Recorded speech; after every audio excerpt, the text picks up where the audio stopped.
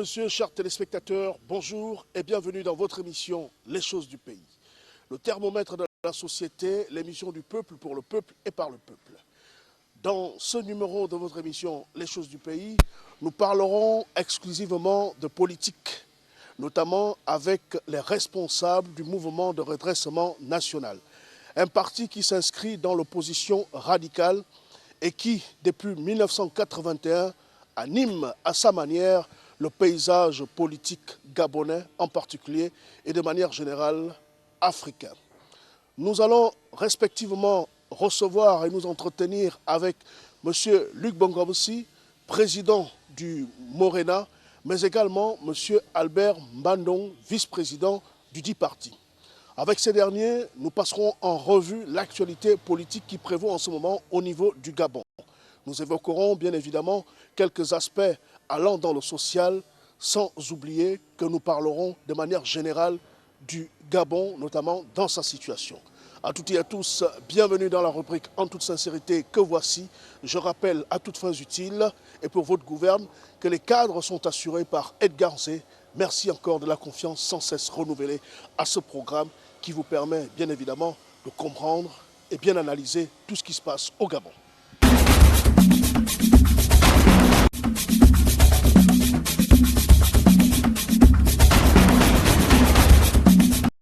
Rubrique en toute sincérité, bien installée, vous également.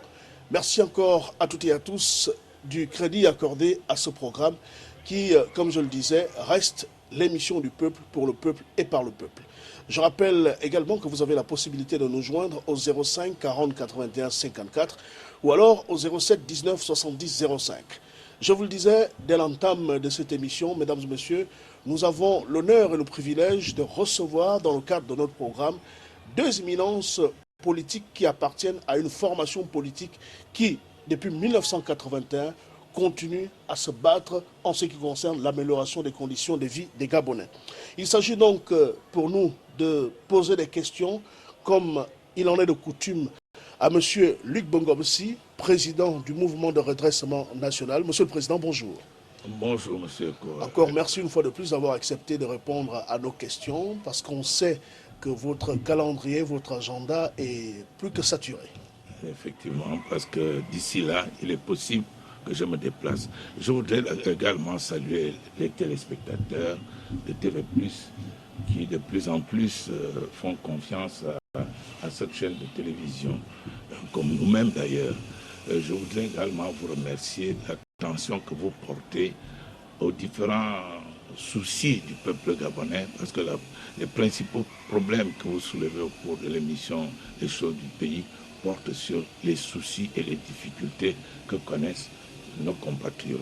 Je tiens à vous féliciter et je tiens à vous encourager pour que vous puissiez poursuivre cette mission parfois difficile, parfois délicate. En tout cas, merci Monsieur le Président. Avec vous, il y a Monsieur Albert Mbandong, vice-président du Morena. Monsieur le vice-président, bonjour. Bonjour, monsieur. Comment allez-vous?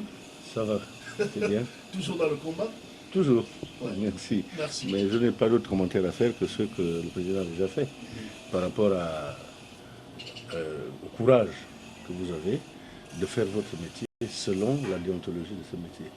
Mais ne pas vous laisser influencer par des gens qui vont vous faire croire que quand vous allez retransmettre la vérité qui sort de la bouche de ceux qui connaissent l'histoire du Gabon, c'est une façon de déstabiliser qui que ce soit.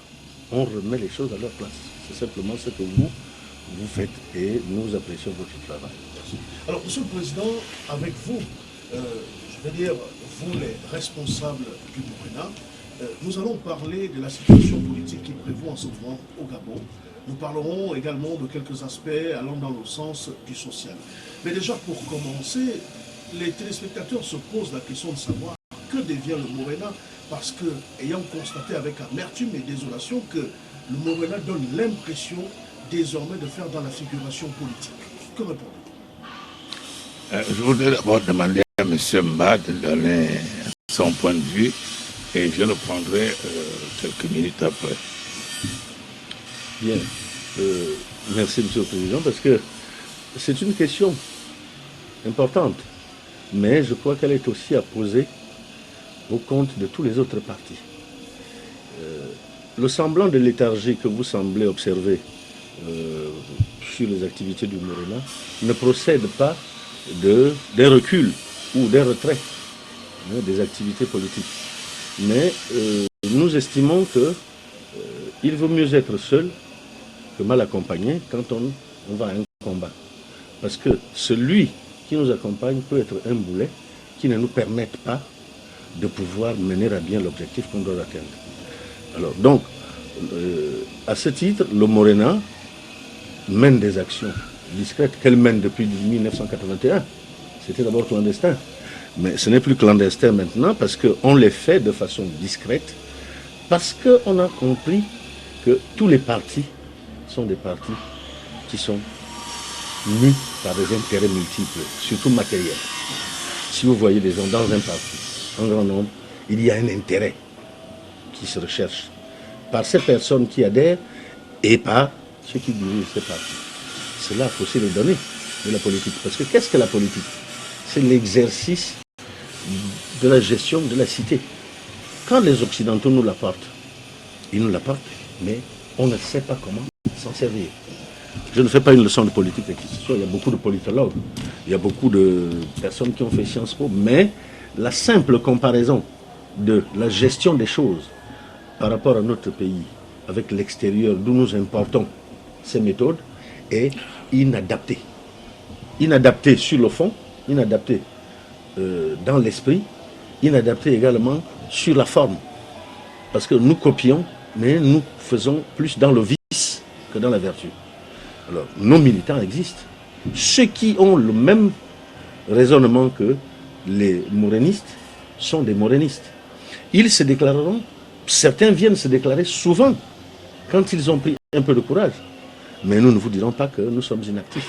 Certains le penseraient, mais notre activité continue parce que vous voyez vous-même se déverser dans les médias aujourd'hui une affaire qui a été soulevée par le Morena en 2009 lors des élections présidentielles. Eh bien, si cette affaire fait maintenant écho aujourd'hui, c'est parce qu'on s'est rendu compte que les morénistes avaient raison. Mais on avait raison trop tôt, et il n'est jamais trop tard, puisqu'on reçoit des gens qui viennent s'ajouter à ce combat que nous menons. Nous en parlerons. Je voudrais tout justement compléter la réponse qu'il vient de donner, et je tiens à le remercier. Le mouvement de redressement national est né dans des conditions toutes particulières. Un parti qu'on a résumé en Luc Bongo aussi. Pas nécessairement, on l'a résumé au départ à un mort-né. Mais peut-être le fantôme qui est en train d'hanter le PDG jusqu'aujourd'hui. Donc le Morena va se résumer plus ou moins ces dernières années à Luc Bengononsi, compte tenu des prises de position que nous faisons. Mais le Morena se caractérise d'abord par des actes qu'il pose. En 1981, un groupe de Gabonais a pris la décision d'exiger le retour au multipartisme au moment où le PDG était parti unique triomphant. On nous a pris, on nous a mis en prison. Et à la sortie de cette prison, nous sommes restés plus ou moins dans la clandestinité. Les activités politiques ont repris officiellement en 1990 et nous y avons pris une part très active, très active. Mais il ne faut pas oublier que le PDG ou le pouvoir n'ont jamais laissé leur souci de faire disparaître ce parti. Et vous avez assisté à des dissidences, plusieurs dissidences. Le Morena, le Bicheron, Morena de Lalala, Morena unioniste, et tout simplement pour... Un Morena à plusieurs têtes. Voilà, pour tout simplement... C'était d'ailleurs décrédibilisé le Morena. C'était l'objectif, c'était l'objectif. Au lieu d'être non mort-né, il était un mort à plusieurs esprits. Et ce sont ces esprits qui continuent à poser des problèmes au peuple gabonais. Il faut revenir sur un autre fait, c'est que le peuple gabonais n'a pas encore le culte des partis, des militants d'un parti politique. Parce que les militants d'un parti ont des contraintes. Ce sont des militants qui doivent payer leurs cotisations régulières. Un peu comme au PDG. Je ne sais pas si au PDG On paye les cotisations qui permettent aux secrétaires de section, aux secrétaires fédéraux de bénéficier des salaires mensuels d'un montant suffisamment consistant.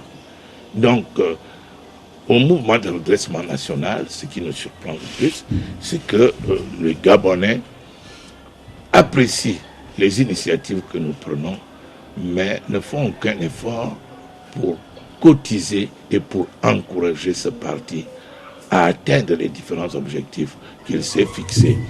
Imaginez-vous, nous avons fait à un moment donné Port-Gentil à 2 ou 3 reprises à nos frais. Nous avons fait... Vous vouliez faire ces villes aux frais de qui? Aux frais du Morena. Parce que Bengono, en tant qu'individu, n'est pas le Morena. Mais Bengono est membre du Morena. Et à cet effet, nous sommes amenés, nous, à faire des sacrifices pour le combat, un combat public. Donc aujourd'hui, certains peuvent dire que le Morena n'existe pas, mais c'est en comparaison des gesticulations que fait le PDG. Le PDG est en campagne. Tout ce qu'il fait aujourd'hui, c'est de vouloir faire croire au peuple gabonais que Ali est un bon président qui mène le Gabon vers les lendemains meilleurs. Et posez-vous la question de savoir pourquoi les membres du Morena ne passent pas à la RTG 1. Elle ne passe pas, on appelle ça Gabon Télévision. Quel genre de critères? Je suis citoyen gabonais. Et en tant que citoyen gabonais, je dois jouir des moyens de communication de l'État gabonais. En tout cas, ce qui nous réjouit, c'est que vous passez déjà à TV+, et particulièrement dans l'émission Les Choses du Pays. Alors, monsieur Albert Mbandon, vice-président de Morena, vous le disiez tout à l'heure, en 2009, vous avez soulevé un problème. Mais malheureusement, on a constaté que beaucoup de vos compères de l'opposition ne vous ont pas suivi, encore moins soutenu. Et de l'autre côté, on peut se dire que le Morena n'existe que parce que le PDG existe, mais aujourd'hui, il existe encore mieux parce qu'Ali Bongo Ondimba est au pouvoir. Enfin, je peux peut-être ne pas avoir bien compris. Il me semble que vous dites que nous existons par rapport au PDG. Que si le PDG voulait, nous n'existerions plus. C'est ce que vous voulez dire. Mais il l'a déjà tenté. Le pouvoir l'a déjà tenté depuis Bongo, Omar. Hein? Mais c'est pour ça qu'on parlait du bicéphalisme de l'hydre, si vous voulez, politique. Parce que c'est le seul parti qui a subi sécession, qui a fait l'objet de sécession. Mais est-ce que cela voudrait dire qu'ils veulent qu'on existe? Quand on a volonté de détruire quelque chose, on ne veut pas son existence. Mais ils sont obligés de l'émietter parce que le fond de beaucoup de personnes qui s'engagent en politique dans notre pays, c'est de s'enrichir. Eh bien, quand elles viennent vers nous, elles repartent vers leur objectif premier. Ce qui vous fait penser que le Morena se vide. Mais quand il y a un qui part, il y en a 10 qui arrivent. Vous comprenez? Ces 10 qui arrivent, ils seront plus discrets. Et nous voulons de les faire discrets parce que justement, dans ce pays, la culture de l'achat des consciences est une monnaie courante, est érigée comme la loi. Bon, quand vous dites que j'ai parlé de quelque chose en 2009, et c'était par rapport aux origines d'Ali, qui faisait que, selon la Constitution, il n'avait pas à se présenter aux élections. Ça, il avait le choix de le faire. Pour quelle raison? Mais parce qu'il avait un acte qui présentait des lacunes au niveau de la transcription administrative. Ça, nous le savons. Bon, en bon citoyen, moi, je me serais retiré. Parce que j'estime que quand on accède à une fonction publique, on doit avoir clarifié sa vie pour que les gens sachent qu'ils peuvent faire confiance à celui à qui ils confient un certain mandat. Est-ce que Léon Mbale Komidang l'a fait? Est-ce qu'Omar Bongo Ondimba l'a fait? Pourquoi c'est Ali Bongo qui doit le faire? Mais au niveau des actes de naissance, ces individus ont dû présenter des actes de naissance pour se présenter aux élections. Ali Bongo a présenté son Bien, est-ce que vous-même, vous ne voyez pas ce que disent les médias aujourd'hui, comme je vous l'ai dit au début, que le relais est pris pour cette affaire? Parce que je peux vous dire que quand Ali Bongo a été admis dans la famille Bongo comme fils, moi je me trouvais à l'école urbaine. n'est-ce pas? Donc, il est conscient lui-même qu'il revient de quelque part, qu'il est devenu fils de Bongo, mais il n'est pas responsable de la façon dont les documents ont été établis à la base. Parce que juridiquement, à l'époque, le Code civil réclamait 35 ans et 25 ans pour l'époux et l'épouse. Or, Bongo et son épouse n'avaient pas cet âge à l'époque pour adopter. Ils ont dû faire comme on a l'habitude de faire à nos frontières, comme je l'ai déjà dit quelque part, qu'ils vont faire une transcription quelque part en disant qu'on a l'enfant. Mais sans oublier que cela peut desservir l'enfant à l'avenir. Mais d'où Ali Bongo est responsable, c'est sur le fait que, sachant d'où il vient, ils nous disent de nous adresser à sa mère. Eh bien, pourquoi? Sa mère n'a bien été claire, hein? Bien, laissez-moi en venir. Je ne veux plus faire de commentaires sur la césarienne et autres. Mais tout le monde sait. Si moi je le sais, j'ai 2 ans de plus que Ali Bongo, c'est mon petit frère. Et quand je vous dis que j'étais à l'école urbaine, nous y étions avec celui qui était à la présidence à l'époque, qui était mon collègue. Mais il y a d'autres dignitaires qui, dans ce pays, ont adopté des enfants. Et tout le monde sait qu'on n'a jamais vu Madame Joséphine Bongo avec un enfant avant les années 68-69. Oui, mais Monsieur le Président Luc Bongo aussi, vous donnez l'impression au peuple gabonais que c'est là votre cheval de bataille en politique. Remettre toujours en cause la nationalité d'Ali Bongo Ondimba, alors que ce n'est plus d'actualité. Nous sommes dans l'avenir en confiance, nous sommes à l'ère de l'émergence, les infrastructures sortent des terres, des propositions sont faites, des forums sont organisés pour l'amélioration des conditions de vie des Gabonais. J'en veux pour preuve. Il y a un pacte social qui a été proposé au peuple gabonais, mais vous revenez toujours en arrière sur la nationalité d'Ali Bongo Ondimba. Je voudrais répondre avant que le président ne finisse. Oui, à votre avis, on recule. On fait reculer le Gabon. Parce que certains veulent avancer, mais dans le faux. Ça veut dire que vous accepteriez que des dirigeants soient des faussaires. Alors on va généraliser, c'est ce qui se passe d'ailleurs, vous le voyez. Le système judiciaire est sous contrôle, le système législatif contrôlé, les institutions de toutes sortes sont contrôlées par des réseaux. Et au-dessus desquels se trouve une personne. Vous avez vu à quoi? À la gymnastique à laquelle s'est soumise cette personne qu'on a mis au-dessus. Elle est à la fois dans les loges et dans la prestation d'un serment vis-à-vis du peuple. Mais comment voulez-vous qu'Ali puisse respecter les Gabonais qui acceptent, sachant, beaucoup de dignitaires ici, sachant qu'Ali est venu, comme il est venu, pourquoi voulez-vous qu'Ali les respecte quand ils se taisent? Pour ne pas dire qu'Ali n'est pas le fils biologique de Joséphine Kama. Pourquoi voulez-vous qu'il les respecte? Il nous prendra tous pour des imbéciles, c'est ça le cas, et c'est ce qu'il fait en montrant toutes ses griffes. Vous voyez ce qu'il fait, les promesses, vous en avez parlé qu'il y a l'avenir en confiance, mais je voudrais que vous nous citiez un exemple de ce qu'il a fait pour le bien des Gabonais. Or, les actes qu'il pose maintenant prouvent effectivement qu'il n'a que de sentiments pour ses origines, puisqu'il se tourne vers des étrangers, au lieu de se tourner vers les Gabonais, et on commence à vouloir humilier des Gabonais qui sont Gabonais dans les actes, juridiquement, et à vouloir les disqualifier parce qu'ils pensent qu'il va aller jusqu'en 2016, ou bien ceux qui sont là pensent qu'ils vont aller jusqu'en 2016. Mais quand il y a imposture, ce n'est pas à nous. Nous, on déclare ce qu'on sait. Mais le peuple ne veut pas suivre. C'est le peuple qui doit se libérer et dire non, on ne peut pas accepter des faussaires à la tête du pays. Ils ne pourront pas penser au bien du peuple. Vous comprenez? Monsieur, je voulais d'abord revenir sur le problème que vous avez posé tout à l'heure, que le Morena n'existait que parce que le PDG a existé. Et le Morena n'existe que parce que Ali Bongo existe. Je crois que votre constat ne tient compte que d'une facette de la réalité. La responsabilité du Morena est de se soucier de la gouvernance de ce pays. La responsabilité du Morena est de se soucier de la libération du Gabon.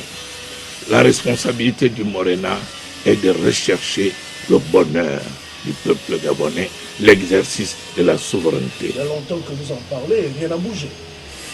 Je crois que c'est vous qui avez l'impression que rien n'a bougé. Puisqu'il y a quelques années, au temps du parti unique, vous ne seriez pas assis là où vous êtes en train d'organiser une émission telle que celle que nous sommes en train d'organiser aujourd'hui à mon domicile. Vous avez d'autres initiatives qui sont prises par les uns et les autres qui veulent que le résultat de notre combat commence à être palpable. Palpable. Ce qui est certain, comme l'a dit M. Mba tout à l'heure, c'est que dans le combat que nous menons, il y a plusieurs points. Nous avons un combat politique, nous avons un combat ésotérique. Or, si certains d'entre nous, vous avez vu Ali Bongo à genoux lors de son intronisation, vous avez vu comment les francs-maçons l'ont installé. Et un des francs-maçons déclarait chez eux qu'ils étaient en train de terminer une opération qu'ils avaient commencée depuis de longues dates. C'est-à-dire que la franc-maçonnerie, à ce moment-là, se substitue au peuple gabonais pour assurer la souveraineté de ce pays. Oui, mais personne ne vous a jamais empêché d'adhérer à la franc-maçonnerie. Mais pour moi, ce n'est pas la franc-maçonnerie qui doit tenir le pouvoir. Elle ne doit pas prendre une portion de la souveraineté du peuple gabonais. Vous l'avez dit tout à l'heure, mais on a déclaré le Gabon indépendant. Mais je ne sais pas aujourd'hui ce que signifie cette terminologie. Puisque c'est M. Stéphanie qui officiait, le grand maître de la Grande Loge nationale de France, qui venait officier cette intronisation au Gabon. Ils ont déclaré qu'ils étaient au terme d'un dossier qu'ils avaient initié depuis. Donc, notre combat porte sur les différents points qui empêchent au peuple gabonais d'exercer sa souveraineté, qui empêchent au peuple gabonais d'être libre, qui empêchent au peuple gabonais de jouir des richesses dont son pays est doté. Est-ce que le peuple gabonais vous a dit qu'il voulait être libre? Il se plaît dans la situation. Mais vous savez, tous les peuples, je vais prendre un exemple dans la Bible, vous direz qu'est-ce que je suis maintenant un pasteur. Quand Moïse amène le peuple hébreu d'Égypte au pays, à la terre promise, à mi-chemin, les Hébreux se sont rebellés contre Moïse en disant que Moïse les a menés au désastre. Mais c'est le point qui peut être le nôtre. Nous ne sommes pas les Moïse. Mais nous disons aujourd'hui que peut-être que le peuple gabonais n'a pas encore saisi l'intégralité du message que nous lui adressons. Et ce message est brouillé par des campagnes tapageuses qu'organisent les émergents et une partie du peuple gabonais. Ainsi, ce que nous qualifions de conscience citoyenne n'existe pas. La conscience citoyenne qui devait amener les dignitaires de ce pays, ceux qui ont vu Ali Bongo arriver au Gabon, déclarer qu'il n'est pas d'origine gabonaise pour sauver l'honneur de ce pays, pour sauver la dignité de ce pays. J'interpelle certains que je connais personnellement, qui ne doivent pas continuer à humilier le Gabon de cette manière. Oui, mais Monsieur le Président, vous m'étonnez dans ce que vous dites. Nous avons entendu dire que Léomba n'était pas du tout gabonais, qu'Omar Bongo n'était pas du tout gabonais. Aucun d'entre vous n'en parlait. Pourquoi c'est quand Ali est au pouvoir que bon, ça devient une hymne? Je tiens personnellement à vous remercier. Quand Léomba... Vous avez des problèmes, personnels avec Ali Bongo? Quand Léomba était président, j'étais encore tout petit. Là, vraiment, je ne pouvais pas me lancer à traiter ce genre de problème. Et quand Omar Bongo est devenu président, j'étais collègue messieurs. J'ai suivi les tractations faites par les différentes structures officieuses et officielles pour le mettre à la présidence de la République. Et à l'époque, ce dossier n'est pas né. Mais vous savez que j'apprends et je constate qu'Omar Bongo ne serait pas d'origine gabonaise. Il était déjà, nous avions déjà organisé le mouvement de redressement national. C'est à ce moment-là que nous constatons progressivement qu'Omar Bongo venait de Centrafrique. Et vous ne l'avez pas dit. Vous ne l'avez pas dénoncé avec la dernière énergie, comme vous le faites aujourd'hui pour Ali Bongo. Oui, nous le faisons pour Ali Bongo Ondimba, parce que nous l'avons vu arriver et que nous ne voulons pas qu'on mente au peuple gabonais. L'agencement qui consiste à dire aujourd'hui que Ali Nkama Joséphine, ex-épouse Bongo, parce qu'aujourd'hui, on dirait qu'elle agit comme si elle jouissait encore des prérogatives des prérogatives d'une épouse légale de Bongo. Hein? Nkama n'était plus l'épouse de Bongo. Et voilà pourquoi nous nous permettons de l'appeler Nkama. Mais on nous dit, d'après l'acte de naissance, que Nkama a donné naissance à Ali Bongo en 1959. Or, je l'ai dit lors du procès, lors de l'audience à la Cour constitutionnelle, Pierre Péan a sorti 2 documents. Dans les affaires africaines, Pierre Péan précise que Omar Bongo a adopté 2 petits Nigérians. 2 petits Nigérians pour essayer de pallier à la stérilité de sa femme, Nkama. Et dans le deuxième livre, Les émirs de la République, il est dit clairement que Omar a mis en place le CIF, le Centre international de recherche de Franceville, pour essayer de pallier à la stérilité de sa femme, Nkama.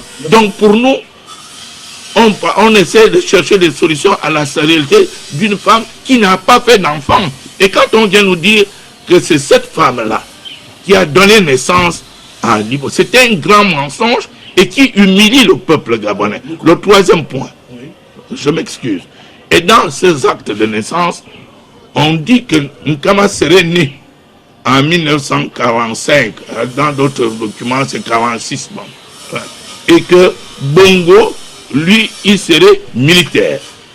Alors, si Bongo, militaire, fait un enfant avec Nkama en 1959, Nkama étant né en 1945, supposé, donc Nkama a fait cet enfant à 14 ans, donc une mineure. Est-ce que vous accepteriez, vous, que militaire de l'armée française, Bongo détourne une mineure et a pu faire une telle ascension? L'époque d'avant n'est pas l'époque d'aujourd'hui. Mais cependant, la période coloniale, c'était beaucoup plus rigoureux que pendant notre période. Monsieur le Président, nous comprenons que vous ne voulez pas être complice de ce drame. Mais bien sûr. Vous avez énuméré tous ces éléments à la Cour constitutionnelle. Vous avez justement entamé des poursuites à ce niveau, mais le dossier a été classé sans suite. Non. Est-ce que nous pouvons passer à autre chose? Parce que les Gabonais attendent de vous une proposition de projet politique. Les Gabonais attendent de vous des propositions et non toujours rester sur place. Ali Bongo n'est pas Gabonais, tel n'est pas Gabonais. Bon, on commence à parler de nationalité, mais aucun Gabonais n'est Gabonais. Je prends le cas de M. Albert Mbandon, pendant que nous y sommes. Vous n'êtes pas Gabonais entièrement. Avant que je ne réponde à la propos. On dit la même chose pour Adia et non. Et si on va plus loin, personne n'est entièrement Gabonais. Mais autant d'acharnement sur Ali Bongo Ondimba qui veut faire avancer le Gabon. Mais je voudrais d'abord vous dire. Non, monsieur. Conviction de l'individu et surtout de l'homme d'État qui nous intéresse. Monsieur Ekoga, nous comprenons votre effort qui est de faire comprendre au peuple gabonais que nous avons tort. Mais nous voulons dire. Non, je voudrais tout simplement vous rappeler une chose. C'est que nous ne nous acharnons pas. La constitution gabonaise, en son article 10 alinéa 4, dit ceci: toute personne qui a acquis la nationalité gabonaise ne peut pas. Or, l'acte de naissance établi par Akasaga au 3e arrondissement visait à contourner cette disposition. Et c'est cet acte que nous considérons comme un acte faux. Et nous ne nous acharnons pas contre un individu. Nous voulons que la constitution de la République gabonaise soit respectée et appliquée chez tout le monde et respectée par tout le monde, monsieur Kouga. Parce que accepter régulièrement de telles situations signifie tout simplement que demain ou après-demain, le directeur de cabinet actuel pourra prétendre devenir président